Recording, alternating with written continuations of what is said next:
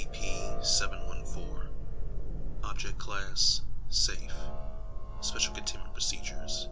SCP-714 is to be stored in a reinforced high-security locker that is to be accessible only to Level 4 and above personnel due to several incidents of misuse.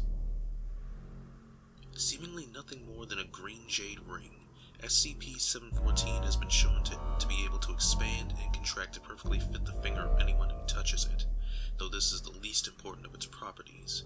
SCP-714 only changes size when touched by a new subject. SCP-714 has several major effects, detailed as follows. Number 1. Exhaustion/compulsion to rest or sleep. Within minutes of putting on SCP-714, wearers report feeling worn out, physically and mentally exhausted. Due to this, they will feel driven to sit down and rest for a bit on the nearest available furniture and will likely fall asleep within the space of a few hours. If someone falls asleep wearing SCP-714, the only known means of waking them is to remove SCP-714, at which point they may be roused by anything that would normally wake them up. Exhaustion effects pass within 2 or 3 hours of removing SCP-714, if removed from a conscious subject. Those that fall asleep wearing SCP-714 report feeling well rested if SCP-714 is removed, even if they only slept for a few minutes. SCP-714 extends no considerations toward the need of its wearer during their forced sleep, though most bodily functions such as breathing continue. If SCP-714 is not removed and the wearer woken up, most will die of dehydration or starvation within a matter of days. SCP-714's impact, if any, on aging remains untested. Wearers that are tired prior to putting on SCP-714 are at serious risk of falling asleep on their feet, possibly falling over in the process. If no furniture or furniture-like object is available nearby, wearers either stand on the spot they don SCP-714 or attempt to fashion a resting place out of any suitable materials, cushions, blankets, etc. available. The drive to sleep can be resisted, but requires formidable willpower and self-control on the part of the wearer. Even so, the following effect makes it impractical for field use. Number 2. Slowed reactions, sluggish movement. Subjects suffer from severely impaired reaction times. A normally sharp, alert, and physically fit subject can have a hard time catching a slow-moving object thrown to them, even if warned and given ample time to repair. Anyone wearing SCP-714 should not be allowed to operate any heavy machinery or other vehicles under any circumstances. Wearers of SCP-714 move much slower than usual, managing an average walking pace at best. Their movements are not physically slower, but they are incapable of exerting themselves. Number 3. Reduced mental capacity. Seemingly as part of the mental fatigue, anyone wearing SCP-714 claims that they think slowly, or may even have trouble finding words to adequately communicate that they cannot think as clearly as normal. The wearer may take a long time to think of an answer to a trivial question, e.g., what color is this red ball? Never mind one that is vague or requires more complicated response. With removal of SCP-714, mental capacity is restored to normal within a few minutes. Number 4. Mental shield.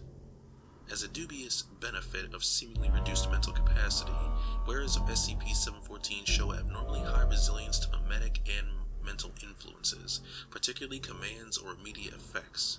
Weaker mimetic influences may be totally nullified by this. In both cases, the wearer feels a strong and instinctive fear of the source of the influence. This fear drives them to immediately seek shelter by any means available, potentially by attempting to destroy the source. This shielding lasts only as long as SCP-714 is worn. They are still at significant risk if exposed to any mimetic influences that do not take immediate effect. Exposure to such influences should be handled as normal for the source in question, as the degree of protection afforded by SCP-714 has yet to be fully documented. In addition, normal images and sounds that would cause revulsion, nausea, etc., simply due to shocking or disturbing content will have no effect on the wearer of SCP-714. The wearer will not even recall seeing them once 714 is removed. Mundane persuasion, such as motivational speeches, has no effect, regardless of the speaker's skill and charisma. Number 5. Chemical tolerance. Just as their minds block mimetic influences, the bodies of SCP-714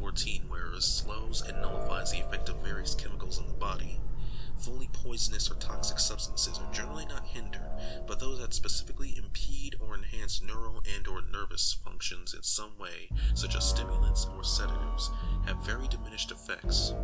With the removal of SCP-714, this nullification expires instantly, whereas may still suffer from standard overdose effects whilst wearing SCP-714.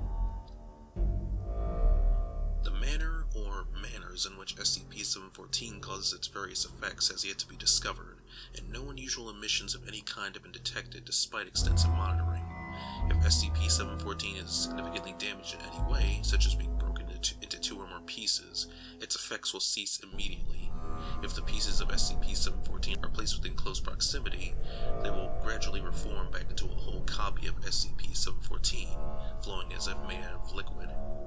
Once SCP-714 is fully reformed, its functions return as if it were never damaged. Grinding SCP-714 down to a fine powder did nothing to impede its self-repair behavior either, though the process did take considerably longer. Though the exact nature of this self-repair behavior has not been determined as of this time, it is thought that SCP-714 could theoretically recover from complete vaporization. However, due to SCP-714's low threat level, this has been deemed an unnecessary use of resources. Attempts to track the history and ownership of SCP-714 have proven futile because of the nature of its recovery. Agent reported feeling abnormally drowsy even after several mugs of strong coffee, and was found to be wearing SCP-714 with no memory of having come into possession of it. The agent has been reprimanded as appropriate, and measures have been taken to ensure SCP-714 stays in its locker at all times. The draining effects and compulsion to rest make use of SCP-714 as a protective measure against certain SCPs highly impractical. At this time, SCP-714 is not believed to have any other serious effects beyond the danger of dehydration and starvation of personnel who fall asleep wearing it as a result of being unable to rouse themselves for sustenance. Experimentation notes. Text transcripts of audio logs. Compiled by Dr. Entry of January 5th, 2000. So far, all attempts to find the cause of SCP-714's effects have proven fruitless. I don't think we need to emphasize how useful this could be if we pull it off without the negative effects, but so far everything we've tried has come up with blanks, hence SCP-714's ongoing safe/Euclid classification. We know what it does, but not how it does it. As much as I want to say it's 100% safe, there's something that's not quite right about it. Entry of December 5th, 2000. Still making very little headway. Trying to acquire a date on SCP-714 has given us mixed results. Parts of it date back as far as very early AD, circa 100 to 200, and are probably from China.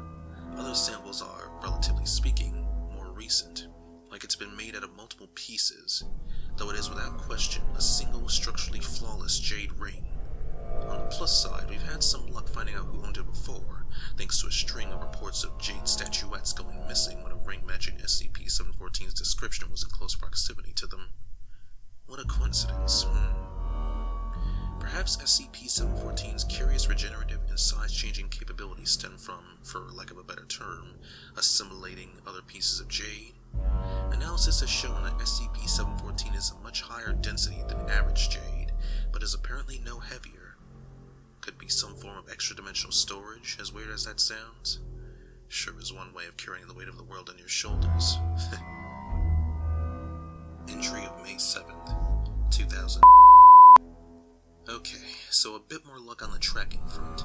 It was originally found in the late 1800s, that is, around the 1870s to 1880s, by an archaeologist who traveled the world, seeking jade artifacts such as statuettes and figurines that might be found in tombs or forgotten temples. He was hunting a tomb said to be rich in them. Of course, he eventually found it and entered it, finding only SCP-714 in terms of jade artifacts. Puzzling. Very few historical documents describe anything that matches SCP-714, so it's hard to say how old it really is. Vexing. The archaeologist's personal diaries have not survived the ages well, unfortunately, and his handwriting leaves much to be desired, so it is difficult to tell whether or not he wore SCP-714 and documented the effects of it whilst in his possession, or whether he never considered wearing it.